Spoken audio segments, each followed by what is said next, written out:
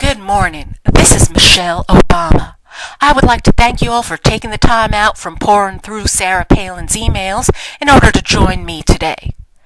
As we work to get Barack reelected, one thing he and I have been grateful for is your unconditional support.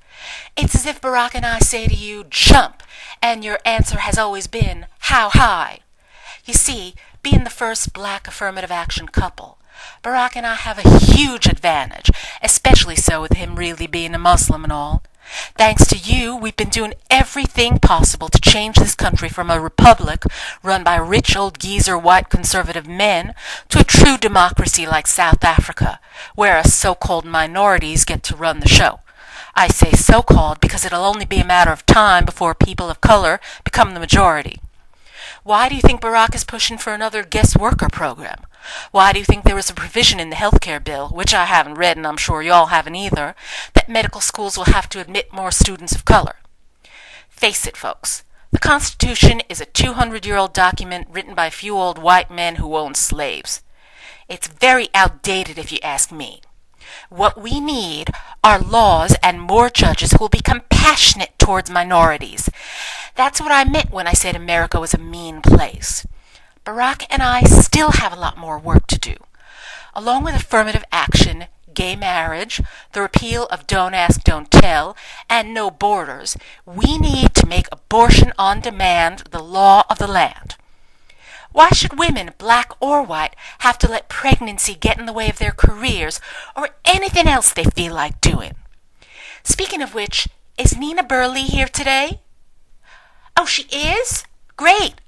Honey, let me just get something straight with you. I don't care how pro-choice you are, just keep your mouth away from my Barack.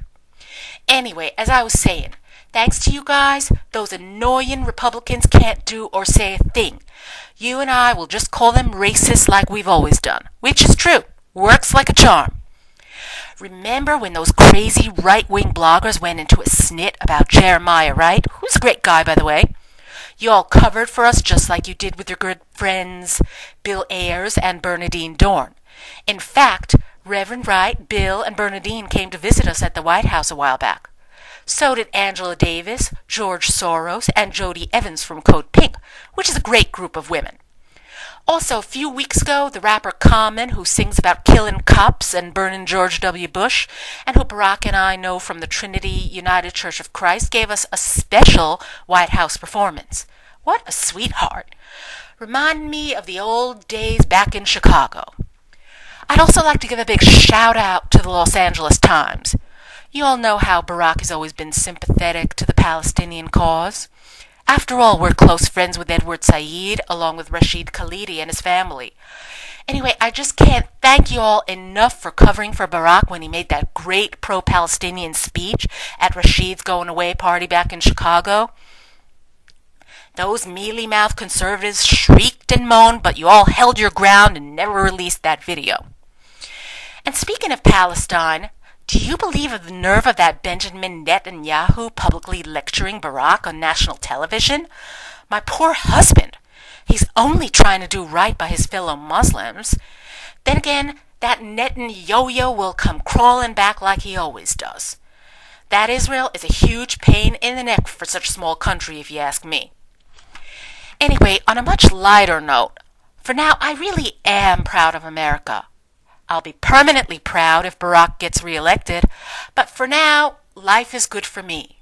As you all know, I'm the product of a working-class upbringing on the south side of Chicago.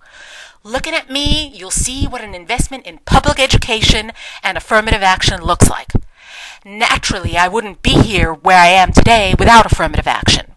And now, I get to travel the world and take the most glamorous vacations. And no one can call us on it, or you and I will just call them racist, like we've always done. Also, the fashion designers love me. Move over, Jackie O. It's time for Blackie O. Now, if only I didn't have to go to all these official engagements. It was so boring having to sit next to that scrawny Carla Bruni for that D-Day memorial, or whatever that was. Speaking of Carla Bruni, ladies, let me let you in on a little secret here. Men like a little something they can grab onto. Anyway, you folks have all been great. But the one group I'm worried about is the Jewish Task Force.